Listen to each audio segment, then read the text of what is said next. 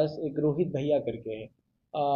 वो वही लाके इनको गांजा के पीरियड मकान से 58 किलोग्राम गांजा बरामद हुआ। साथ ही साथ 15,66,000। आप देख रहे हैं MA न्यूज। पटना में दो बड़ी कार्रवाई, गांजा तस्करी का भंडाफोड़, कई गिरफ्तार। नमस्कार, आप देख रहे हैं MA न्यूज। मुसहलपुर थाना पुलिस ने बड़ी कार्रवाई करते हुए राजा भैया के इशारे पर गांजा बेच रहे एक युवक को 5 पुड़िया गांजा के साथ गिरफ्तार किया। पूछताछ में उसने गुमटी और घूम घूम कर गांजा बेचने की बात स्वीकार की। उसके निशानदेही पर गुमटी से 62 पुड़िया गांजा बरामद किया गया। पुलिस राजा भैया की तलाश में जुट गई है। उधर रामकृष्ण नगर थाना क्षेत्र के जांगर मोड़ के पास पटना पुलिस और STF ने संयुक्त छापेमारी में भारी मात्रा में गांजा बरामद किया। एक मकान से 58 किलोग्राम गांजा, 15,66,900 रुपए नगद, 6 मोबाइल और 6,340 गोगो बरामद किए गए। मौके से 6 लोगों को गिरफ्तार किया गया। पूरे मामले में सिटी SP परिचय कुमार ने बताया कि पुलिस लगातार नशा कारोबार के खिलाफ अभियान चला रही है और ऐसे गिरोहों पर कड़ी कार्रवाई जारी रहेगी। मुसल्लापुर के थाना के द्वारा लगातार गांजे के खिलाफ कार्रवाई की जा रही है। इसी क्रम में कल यानी 27 नवंबर को रामपुर रोड के पास एक सूचना प्राप्त हुई कि एक लड़का पॉकेट में गांजा के कुछ पुड़िया रख के बेच रहा है। सूचना का सत्यापन के बाद मुसल्लापुर के थाने की टीम के द्वारा वहां पे रेड किया गया और उक्त लड़के को हिरासत में लेके विधिवत उसकी तलाशी ली गई तो उसके पास से 5 पैकेट गांजा का पुड़िया बरामद हुआ। उससे आगे की पूछताछ करने पर यह पता चला कि दिनकर गोलंबर के पास एक रोहित भैया करके है। वो वही लाके इनको गांजा का पुड़िया देता है और ये गुमटी में भी रखते हैं और घूम घूम कर भी बेचते हैं। तो इनके द्वारा प्रोवाइड किए गए इन्फॉर्मेशन के अनुसार उक्त गुमटी में रेड किया गया तो वहाँ से 62 पुड़िया और गांजा का बरामद हुआ। कुल वजन 271 ग्राम। तो इन टोटल पूरे 67 पुड़िया हो गए। 5 पुड़िया पहले उसके पॉकेट से मिला और 62 पुड़िया वहाँ गुमटी से मिला। और इस संदर्भ में मुसल्लापुर थाना कार्ड संख्या 392-25 भी दर्ज किया गया है। इसका आपराधिक इतिहास भी है। अभी कुछ टाइम पहले ही कदम कुआं थाना कार्ड संख्या 724-25 में भी NDPS के मामले में ही ये जेल गया है। जो ये रोहित भैया है, रोहित भैया की गिरफ्तारी के बाद मामला और ज़्यादा क्लियर होगा कि गांजा कहाँ से लाते हैं। जैसा कि आप देख सकते हैं कि जो आपके सामने प्रदर्शन पड़े हैं इसमें अलग अलग वेट के ये पुड़िया बना के बेच रहे हैं। किसी में 60 रुपये लिखा हुआ है, किसी में 100 रुपये, किसी में 500 रुपये पे। तो इस प्रकार से इनका टारगेट होता है कि जैसे वो स्टूडेंट एरिया है तो स्टूडेंट एरिया में जो भी ऐसे छात्र इन सब मादक पदार्थों के आदी हो उनको 50 से लेके 500 रुपये तक में ये सब पुड़िया प्रोवाइड कराना यही इनका काम है। रोहित भैया सर मास्टर माइंड है। इनके ऊपर भी और लोग हो सकते हैं। इंटरमीडिएट आप के बीच का बोल सकते हैं। जो मास्टरमाइंड और जो रिटेलर है उनके बीच का ये रोहित भैया हो सकते हैं। इनके गिरफ्तार होने के बाद मामला और क्लियर होगा कि गांजा कहाँ से लाते हैं और कितने इनके एजेंट है जो पटना में सप्लाई करते हैं। कहाँ के रहने वाले हैं? ये जो गिरफ्तार हुए हैं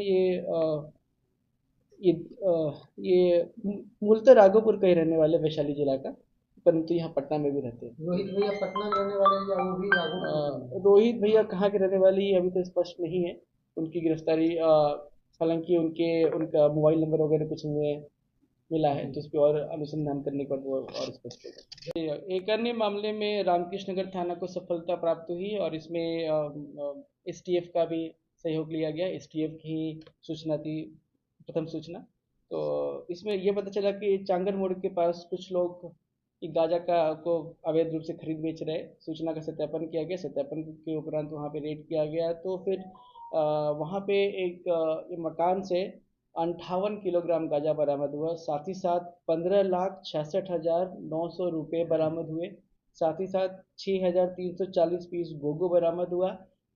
6 मोबाइल फ़ोन बरामद हुए और 6 अभियुक्तों को ऑन द स्पॉट वहाँ से गिरफ्तार किया गया।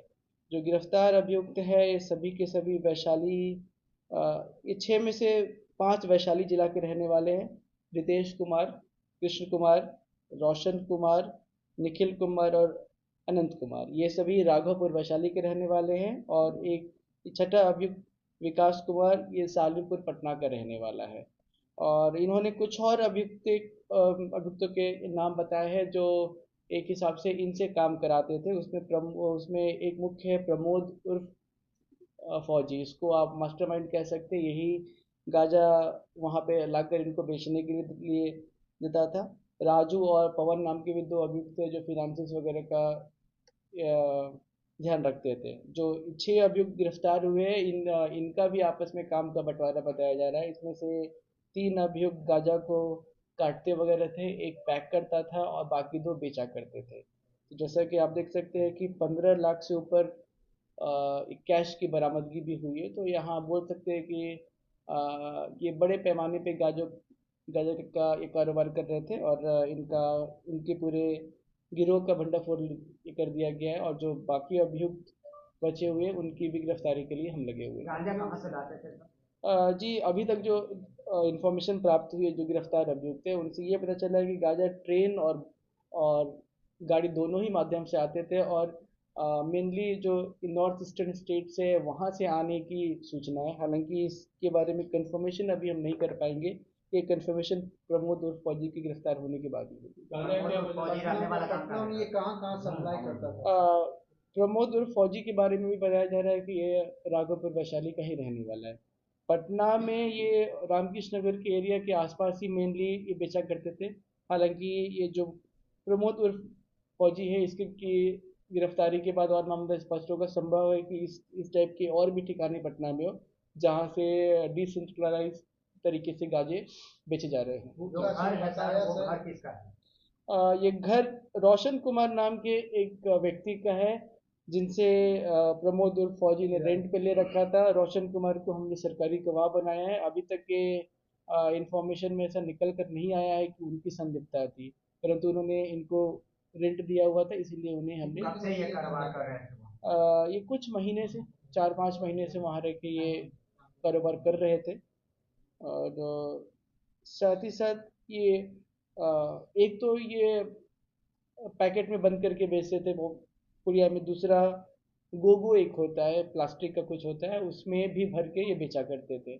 और इनका भी टारगेट वही यंग एज के जो लड़के हैं वही इनका टारगेट थे। ये खुदरा भी करता था या थोक भी करता था? ये पटना में, क्योंकि पूरे पटना में सप्लाई करता था जी, या ये खुदरा भी करता? इनके पास प्रमोद और फौजी के द्वारा सप्लाई कराया जाता था माल। उसके बाद ये छोटे छोटे पैकेट में उसको बांट कर आगे सप्लाई किया करते थे। तो हाँ, ये एक हिसाब से ये खुदरा ही बेचा करते थे। पूरे पटना में करता? रामकृष्ण नगर के एरिया के आसपास इनका टारगेट था। और भी इस फिराक में रहते थे, अगर और भी कोई गुमटी वाला या और भी कोई बेचने को तैयार हो तो उनको भी ये सप्लाई कर सकते थे। ये 15 लाख जो है एक दिन का सेल था या फिर कई दिनों का लिए? नहीं, ये 15 लाख एक दिन का सेल तो प्रतीत नहीं होता। लगता है कि पिछले कुछ टाइम से ये इनका ऐसा मोडस ऑपरेंडी था कि ये जो प्रमोद और फौजी है और राजू पवन है ये पहले गांजा इनको प्रोवाइड कराते थे। ये रॉ गांजा को प्रोसेस करके थोड़ा उसको काट के उसको पुड़िया में बंद करके बेचा करते थे। उसके बाद जो पैसे होते थे वो पैसे वापस वो आके इनके पास से ले जाते थे और इसमें से इनका कमीशन इनको दे दिया जाता था। इस तरीके से ऑपरेट।